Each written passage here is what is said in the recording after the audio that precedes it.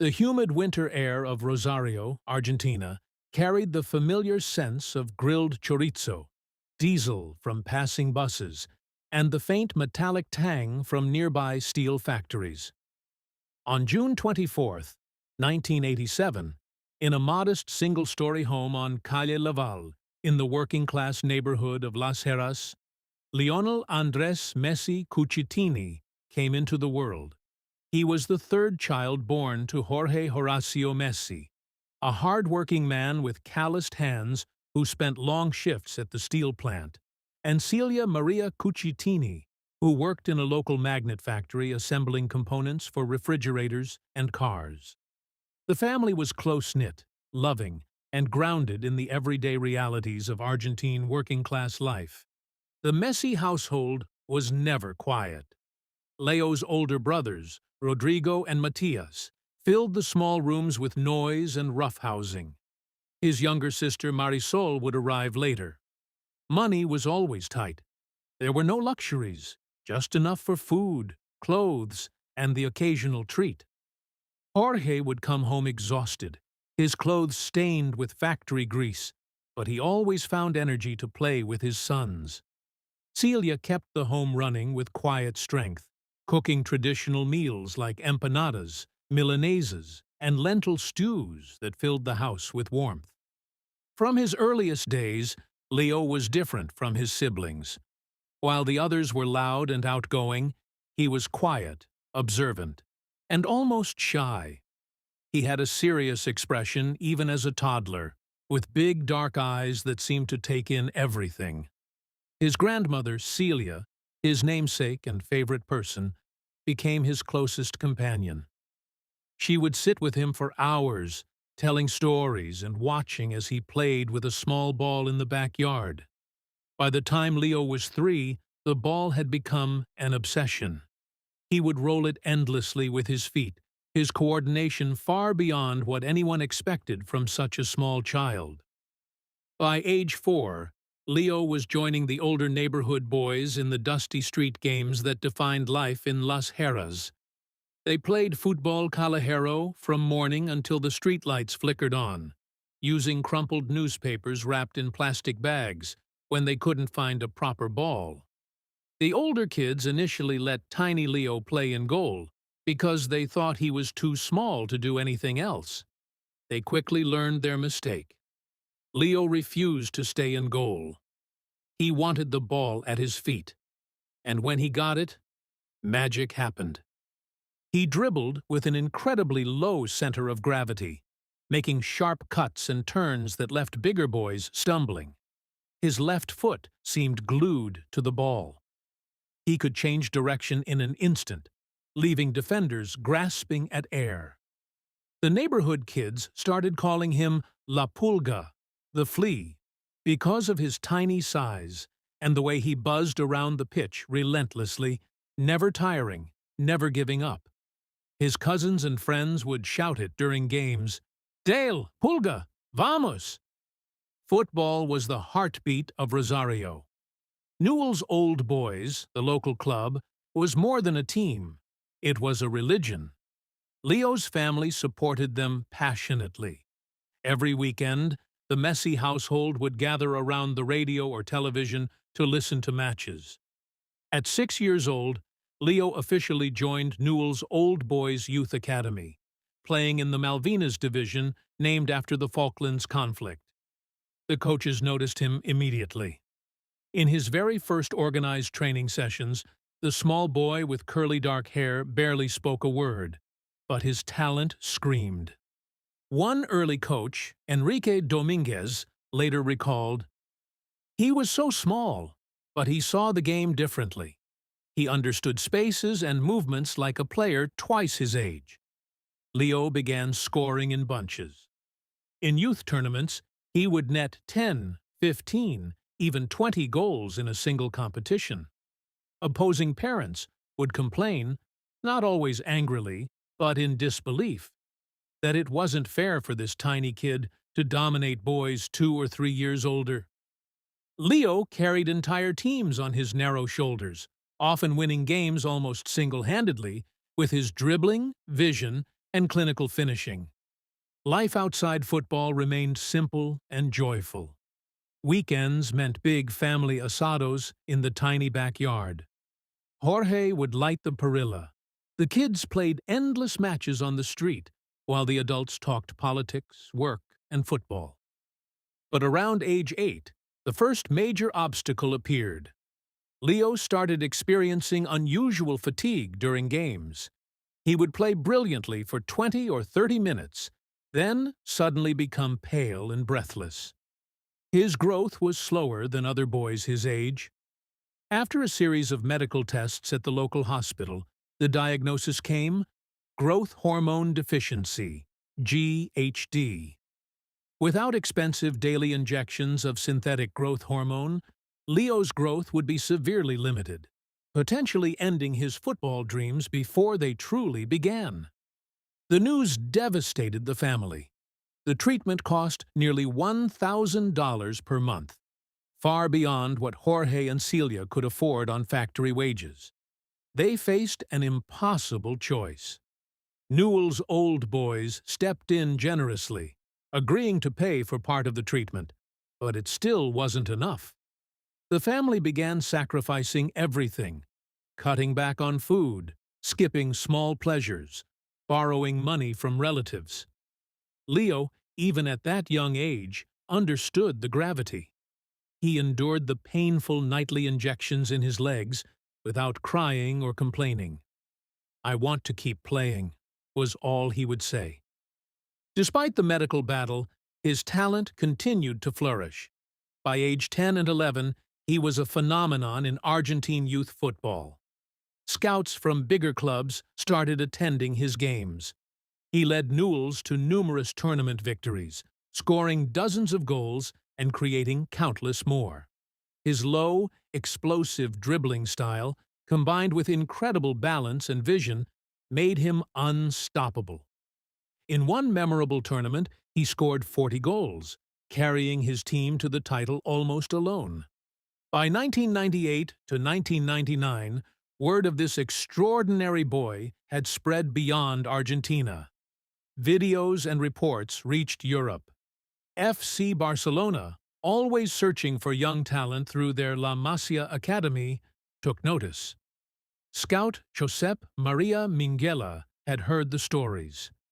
In 2000, when Leo was 13, Barcelona extended an invitation for a trial in Spain. The decision tore the family apart emotionally. It was a massive gamble. Jorge decided he would accompany Leo to Spain for the trial, with the rest of the family potentially following if it succeeded. Leaving Rosario meant abandoning their support network, their friends, and the only life they knew. Leo, quiet as always, felt deep homesickness even before leaving. But the promise of full medical treatment and a professional future was too important to ignore. In September 2000, father and son boarded the long flight to Barcelona. Leo carried a small bag with his boots and a few clothes. The journey represented both immense hope and profound fear. The trial at the old mini estadi would become football legend. It rained heavily that day. The pitch was slippery. Leo, standing barely 4 feet 6 inches tall, looked tiny next to the other boys. The Barcelona coaches watched with initial skepticism. Then he received the ball for the first time. What followed was 15 to 20 minutes of pure genius. Leo dribbled with impossible close control, weaving between much larger defenders as if they were cones. He accelerated explosively, changed direction with perfect balance, scored with both feet, and delivered precise assists. The coaches were stunned into silence. Barcelona offered a contract immediately, including full payment for Leo's growth hormone treatment. It was the lifeline the family desperately needed. Jorge called home with tears in his eyes. The deal was done, but the sacrifice was just beginning. The early months in Barcelona were brutally difficult. Leo and Jorge lived in a small, modest apartment near the training ground. Leo enrolled in a local school, but struggled with the language, culture, and overwhelming homesickness. He became even more reserved, focusing almost entirely on football to cope. La Masia, however, felt like home from the start. The Academy's philosophy, technical mastery, intelligent play, possession football, and humility matched Leo's natural style perfectly. Coaches like Albert Benages and others nurtured him carefully. Leo trained with ferocious dedication. The painful injections continued daily, but he never missed a session. Slowly, inch by painful inch, he began to grow. He formed deep friendships with other young talents, Cesc Fabregas, Gerard Piqué, Andres Iniesta. They played together, trained together, and dreamed of the first team. These La Masia years shaped not just Leo's football, but his character, teaching him discipline, loyalty, and the importance of team over individual glory. By 2003, at age 16, Leo was dominating youth football. He scored 37 goals in 30 games for the Cadete B team. The first team coaches started paying closer attention. Frank Rijkaard was the manager. Ronaldinho, the Brazilian superstar who had joined Barcelona in 2003, heard about the kid and asked to see him train. What he witnessed left even the magician impressed. On November 16, 2003, Leo made his unofficial first-team debut in a friendly against Porto. He came on as a substitute and showed flashes of brilliance. The official La Liga debut arrived on October 16, 2004, against Espanyol at the Camp Nou. At 17 years and 114 days old, wearing the number 30 shirt, Leo entered the pitch to a roar from 99,000 fans. He didn't score that day, but his quick dribbles and fearless runs announced his arrival. The 2004 to 2005 season was one of gradual integration. Leo appeared in 9 La Liga games. On May 1, 2005, he scored his first senior goal for Barcelona. Receiving the ball on the edge of the penalty area, he took a touch to control it, shifted onto his left foot, and drilled a low shot past the goalkeeper. The Camp Nou erupted. Leo sprinted toward the stands where his family sat, pointing directly at them with tears in his eyes. The long journey from Rosario, the injections, the homesickness, it all poured out in that celebration. Ronaldinho took the young Argentine under his wing. He taught Leo tricks, no-look passes, and, more importantly, how to relax and express himself on the pitch. Their partnership on the field, alongside Deco and Samuel Eto'o, began to flourish. Barcelona won La Liga in 2004 to 2005, ending a 6-year drought. Leo was still mostly a substitute, but his potential was undeniable. He signed his first major contract, becoming one of the highest-paid teenagers in football. Yet he remained humble. He drove a modest car, avoided nightclubs, and focused on family and training. Muscle problems, which would plague his early career, limited him at times. Still, he scored his first Champions League goal, a beautiful solo effort. Barcelona reached the Champions League final in Paris against Arsenal. Leo, struggling with a thigh injury, was an unused substitute as his teammates came from behind to win 2-1. He celebrated on the pitch with the medal around his neck, a European champion at just 18. By the end of 2005, Leo had earned his first Ballon d'Or nomination, finishing 20th. The boy who once fought for every inch of growth was now one of the brightest stars in world football. Yet even in success, Leo felt the pull of Argentina. His first senior international call-up came in 2005. He debuted for the Albiceleste against Hungary, though the match was overshadowed by a red card after only minutes on the pitch. The weight of national expectations was already building. Through it all, Antonella Roccuzzo remained a quiet constant. His childhood friend from Rosario, introduced through family connections when they were 5, had grown into his girlfriend. Their relationship was long-distance at first, but deepened with her visits to Barcelona. The 2006-07 season marked Lionel Messi's true arrival as a first-team force. At 19, he was no longer the promising youngster, but a player demanding starts. Frank Rijkaard, the calm Dutch manager, trusted him more with every passing month. Ronaldinho, still the face of Barcelona, began showing signs of decline due to off-field distractions, and Leo quietly stepped into the spotlight. The season started with promise. Leo scored 14 league goals and 2 in the Champions League, but it was one moment that etched his name permanently into football folklore. In the Copa del Rey against Getafe on April 18, 2007, Leo received the ball in his own half. What followed was pure magic. He beat 5 defenders in a mazy 60-meter run, shifting the ball from left to right foot, using feints and acceleration that mirrored Diego Maradona's legendary goal of the century against England in 1986. He rounded the goalkeeper and slotted the ball home. The Camp Nou rose as one. The comparisons became inescapable. The new Maradona headlines flooded newspapers worldwide. Leo's playing style was evolving rapidly. His dribbling remained hypnotic, low, explosive, and impossibly balanced. But he added layers: better vision for through balls, improved heading despite his height, and lethal finishing with both feet. Injuries still haunted him, particularly hamstring issues that would sideline him for weeks at a time.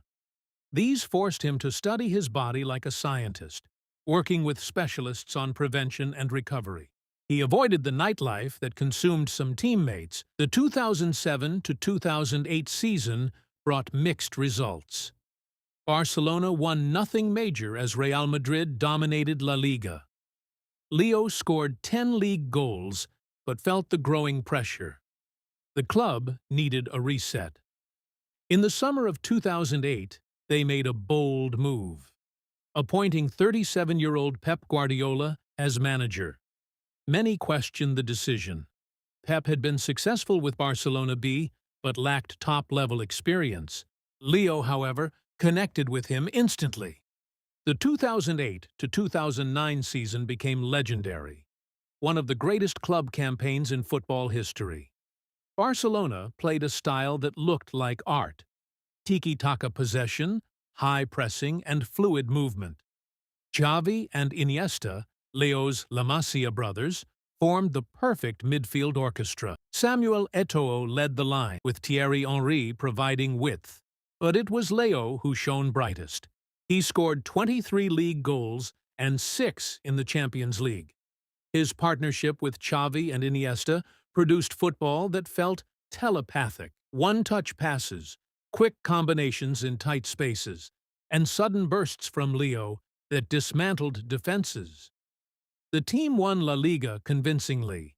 They lifted the Copa del Rey, and then came the Champions League final in Rome against Manchester United. Sir Alex Ferguson's United, featuring Cristiano Ronaldo at his explosive peak, were strong favorites. The narrative framed it as Messi versus Ronaldo, but Barcelona delivered a masterclass. In the 71st minute, with the score 1-0, Xavi lifted a perfect pass over the defense and delicately chipped Edwin van der Sar.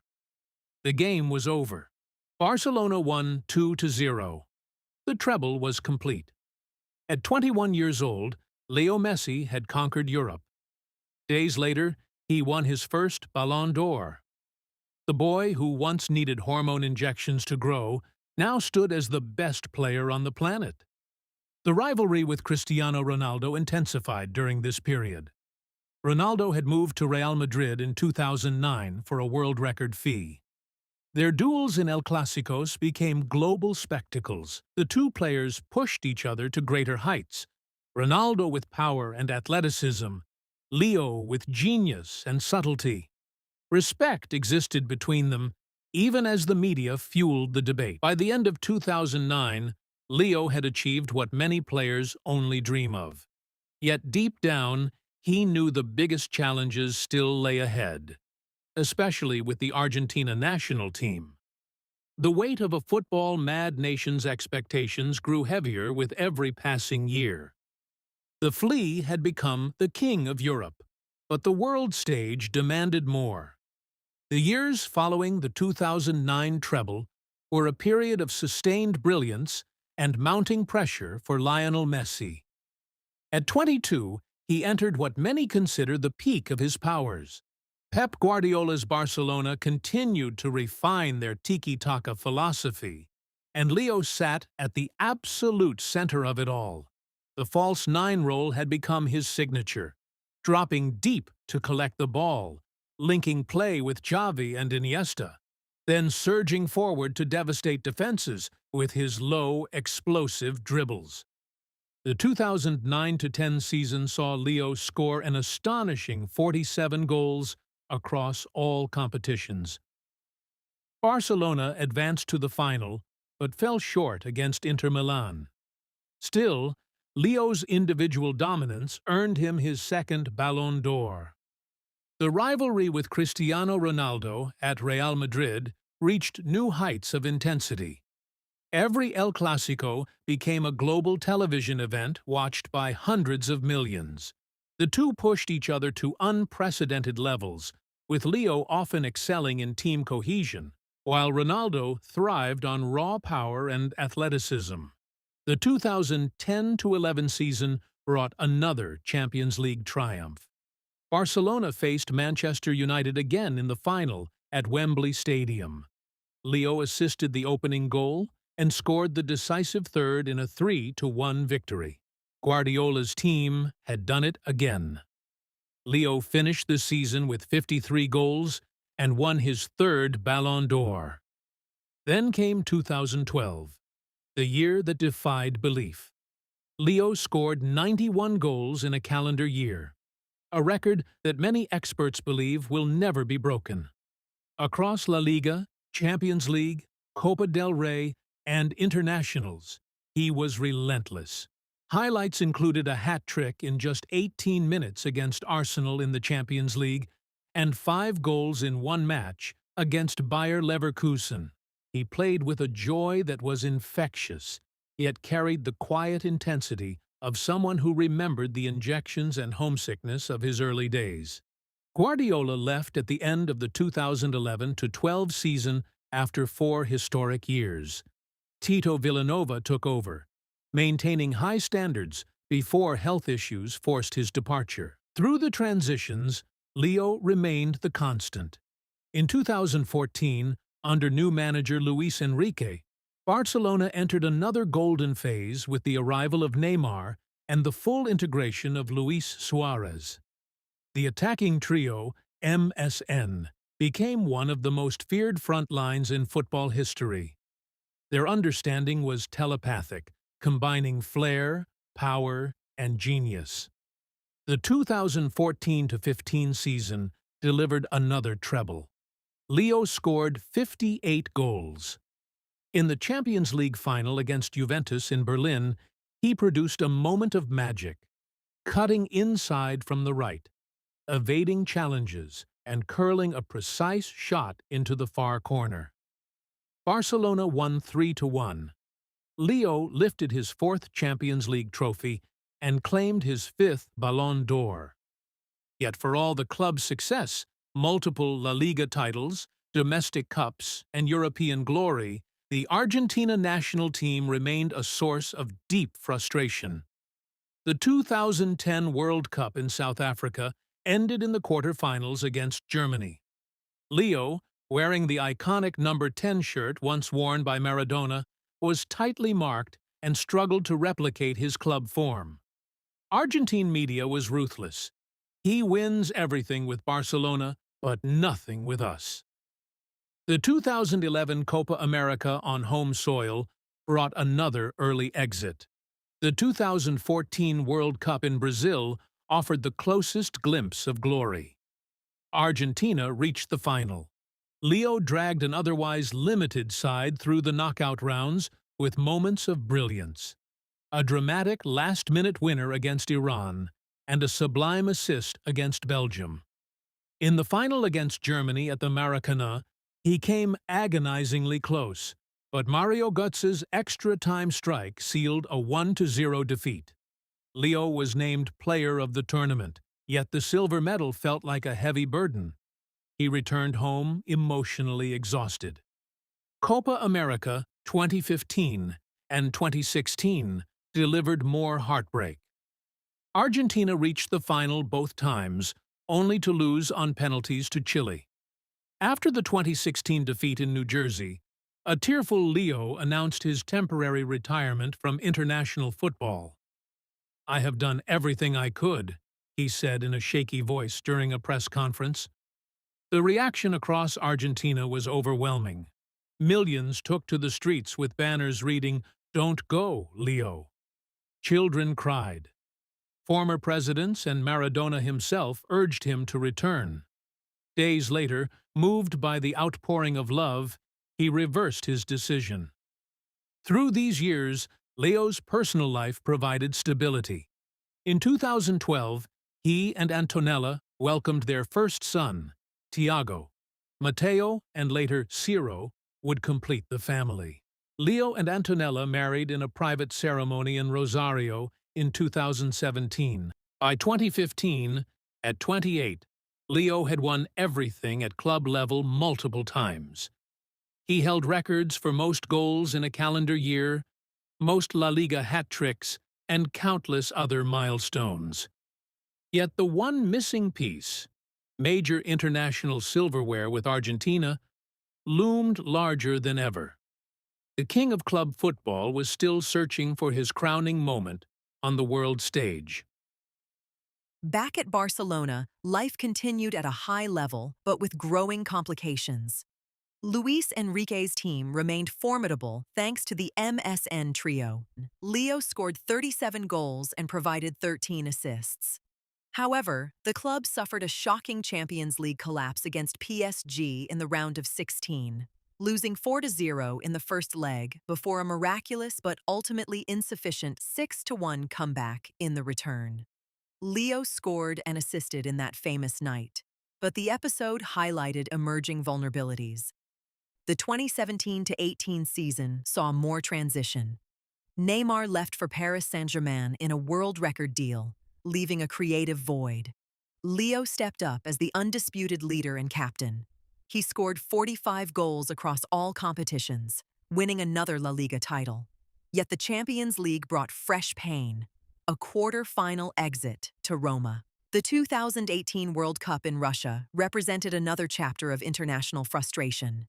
At 31, Leo arrived carrying enormous expectations.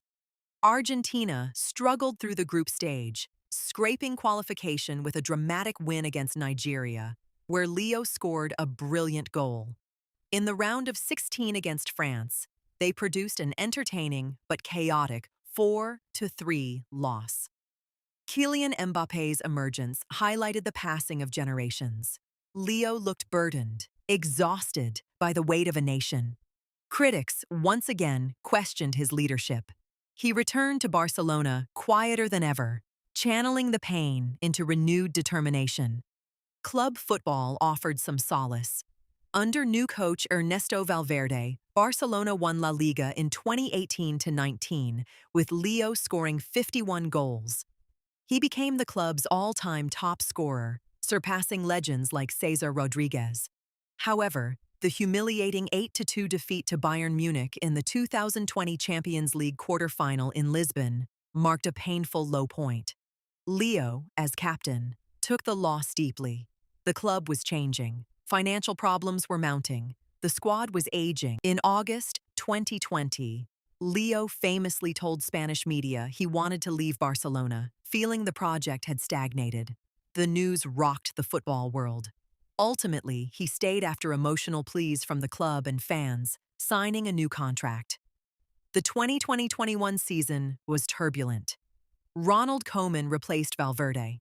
Leo, now 33, adapted to a more transitional role, dropping deeper to create while younger players ran ahead. He still produced magic, scoring 38 goals and providing 14 assists.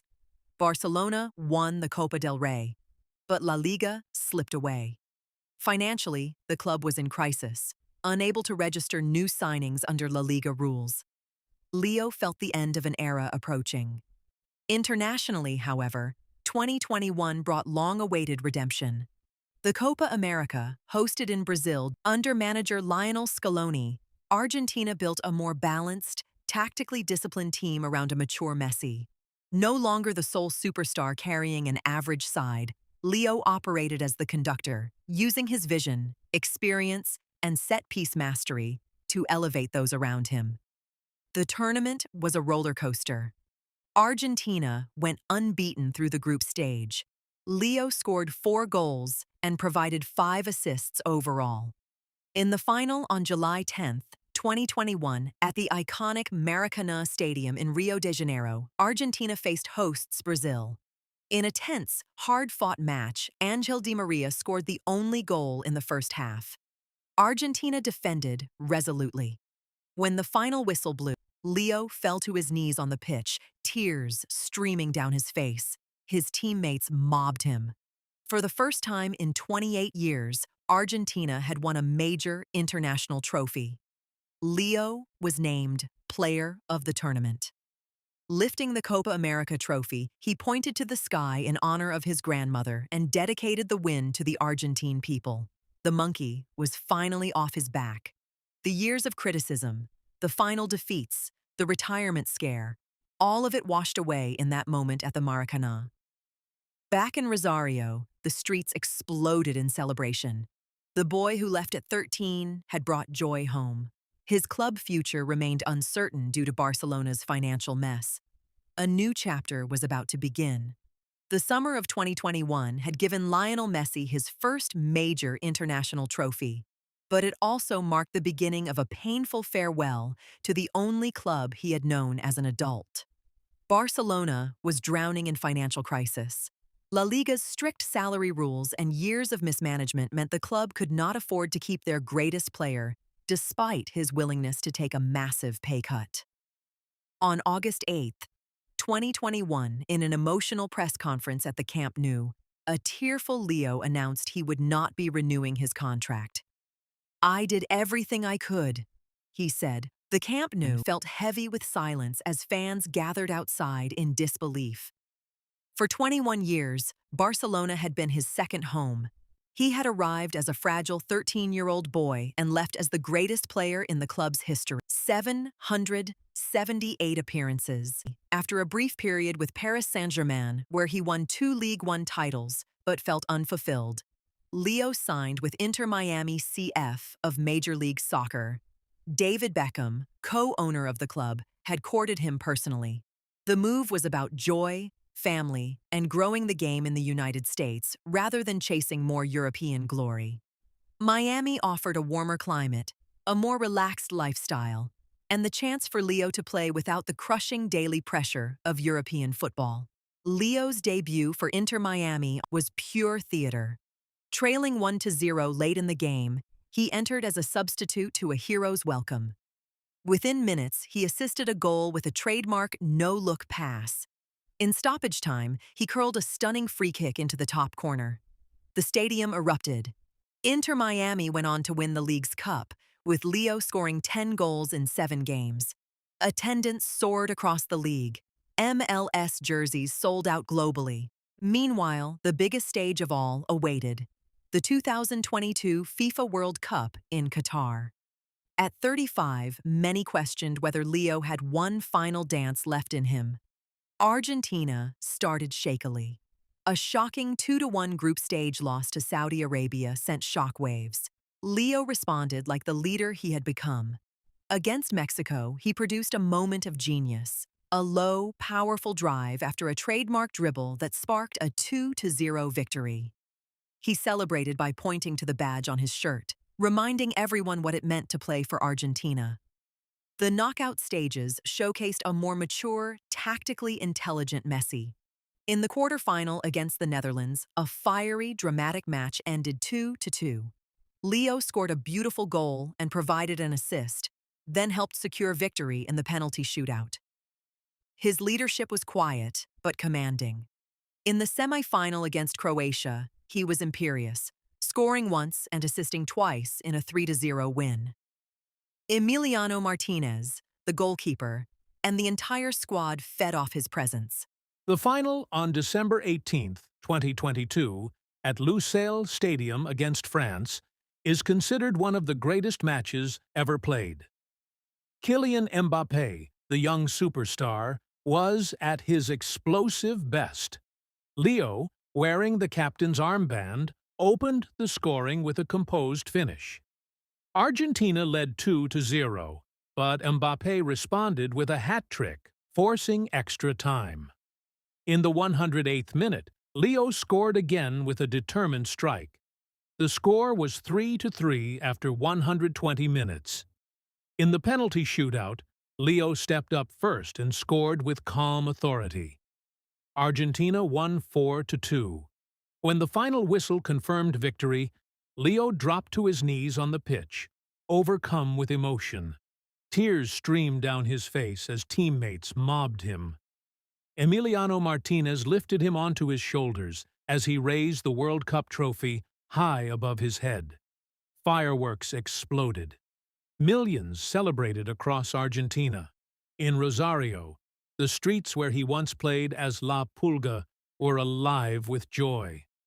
The boy who had overcome growth deficiency, homesickness, and years of criticism had finally completed football.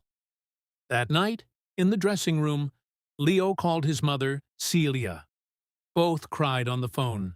He dedicated the triumph to his family, his grandmother in heaven, and every Argentine who had supported him through the darkest moments. At 35, he had won the one prize that had eluded him. The GOAT debate, for many, was settled. The years 2022 to 2023 represented full-circle completion. Leo had left Barcelona on difficult terms, but found peace and joy in Miami. He continued breaking records, becoming the first player to win the World Cup, Copa America, and Leagues Cup. By the end of 2023, at 36, Leo was no longer the explosive youngster, but his football intelligence, vision, and leadership remained elite. The move to Miami had given him balance. Mornings with his sons, evenings creating magic on the pitch. The final chapters of his playing career were approaching, but the legend was already eternal.